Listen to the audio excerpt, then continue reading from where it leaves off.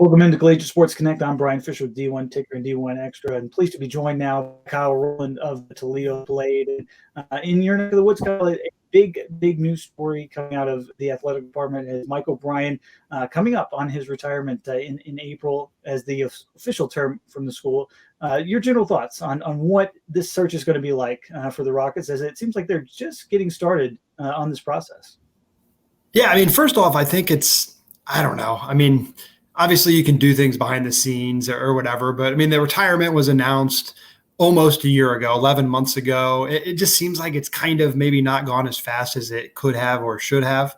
But it's in motion now. They have the search firm. They have the search committee. They've held a meeting already. I think things are going to amp up now. I'm hearing, mid-February as a target to try to have someone. Mike O'Brien's last day is in April. So if you do that, you should be able to not have some big overlap period where you would need an interim athletic director. So I think things are definitely going to get, really, heated and into motion in the month of January.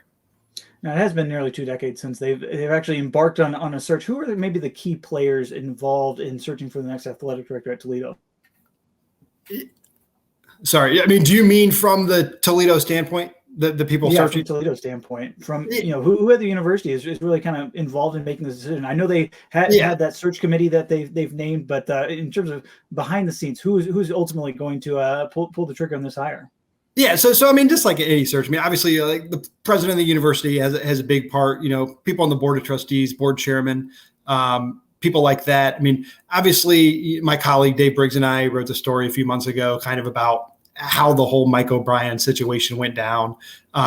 So the president, Dr. Greg Postal, he will absolutely be involved. He should be involved. He's the president of the university. Al Baker, I think, will have an input in this. The board chairman, but people on the search committee, that's going to be a big part of it. Don Muhort, a local businessman, his son, Jack Muhort, might be a familiar name to some people, played football at Ohio State. He's heavily involved in athletics. He's heavily involved in the University of Toledo. He's just a guy that kind of is in that space and kind of knows about things that, go on in athletic departments. I think he's a good person to have on that committee. But yeah, I mean, I just think that this is a very, very, heavy presidential level type decision.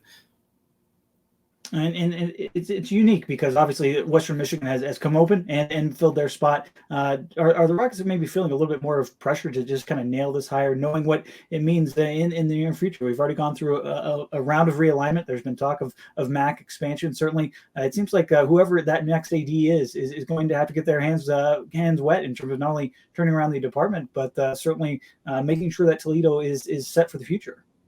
Yeah, I mean, I think it's an incredibly important hire. I mean, as you mentioned, it's been 2 decades since they last did a search. So you just kind of wonder how that will go, since it's everyone involved in this is kind of new to it. I mean, Postal obviously was at Louisville during their whole issue and has been involved in hiring an athletic director before. But a lot of these people, it's like the first time they're dealing with this. As you mentioned, Western Michigan, I mean, they had a super quick search. I mean, the time that the previous athletic director was out to hiring someone was much quicker than Toledo. Obviously, you would think that there would maybe be some overlap in people interested for those jobs, since they're both in the same conference, both in the same region. And there's just important things going on at Toledo. I mean, overall, I think the athletic programs are pretty good. But you've got contract issues with the football and men's basketball coach where they want clarity. Like they want an extension of some sort. They kind of want to know what's going on with their jobs. Eventually that can hamper recruiting.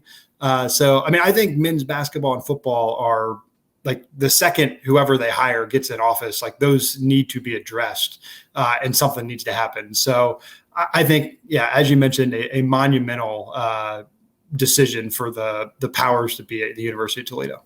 I mean, you mentioned the football program. We have seen the Rockets can certainly contend for MAC titles in the past and make an effort on the field to come close to a couple of division titles recently. And what kind of job is this new AD kind of walking into in terms of what they're inheriting and ultimately what they have to do? I mean, I think overall they're inheriting a pretty good situation. Obviously, in Division One athletics, everything kind of revolves around football and then men's basketball as well. Um, they're good, but not great programs, I guess you would say. I mean, Toledo's pretty good most years in both of those sports. A lot of people would say they've underachieved. I think there's some truth to that. But I mean, both of the rosters for those major sports have tons of talent. Women's basketball traditionally has been pretty good. And attendance wise, women's basketball is always like in the top 20, top 25 in the country. Their head coach, Tricia Collop, has done a great job of just cultivating relationships in the community and getting the fan base kind of revved up for things. Non-revenue wise, I mean, women's track, women's cross country is kind of an up and coming program. Baseball did well last year. Men's golf, I think, should always be better than what it is at Toledo, just because they play at Inverness. They have this unbelievable world-class facility, but the results never seem to pan out. But I mean, as we know, I mean, football and men's basketball is always kind of what everyone focuses on in Division One. Now, you did write a piece for The Blade listing a few names, I guess you could say. Who have you been hearing about, and ultimately what kind of hire is this program going to make? Yeah, I mean, that's, I guess, the $64,000 question. I mean, number one, I think it needs to be someone who is an unbelievable fundraiser, prolific guy or girl. Mike O'Brien was amazing at fundraising. It was, one of his huge strengths.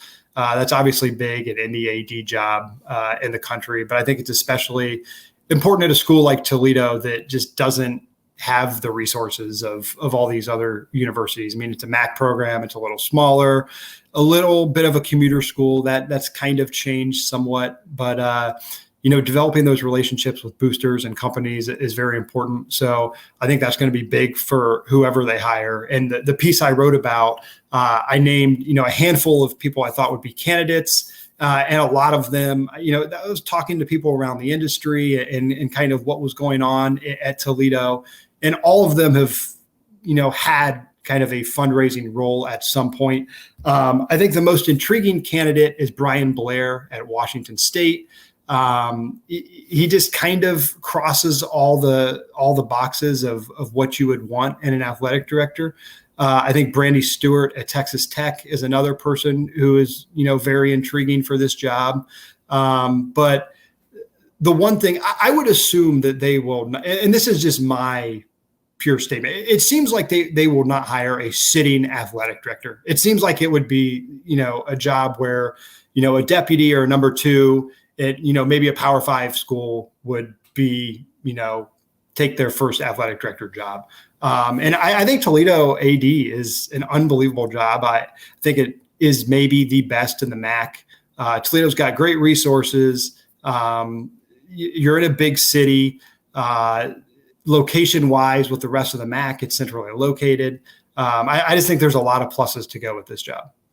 Now, you mentioned some of those names, and especially in your piece, that regionally ties. Is that something that they're emphasizing? I know Brian Blair, you mentioned, has worked all over, but he's coming from Washington State. Josh Rebholz was also on your list from UCLA. He's worked at Wyoming.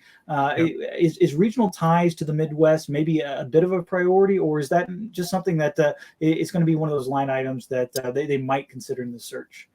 Yeah, see, that's a great question. I've asked around about that. To me, it seems like, I don't know, one of those situations where if someone has it and, they're very interested and, they kill the interview and all, then maybe that pushes them over the top. I don't think it needs to be a complete prerequisite. I mean, I think it's a little different being an athletic director as opposed to being, a football coach. Like if Toledo were hiring a football coach, Ohio ties or Midwest ties would make sense instead of hiring someone from California that's never coached outside the state of California. But I don't think you necessarily need that for an athletic director. Terrific stuff from Kyle Rowland of the Toledo Blade. And Kyle, we do appreciate your time. Thank you.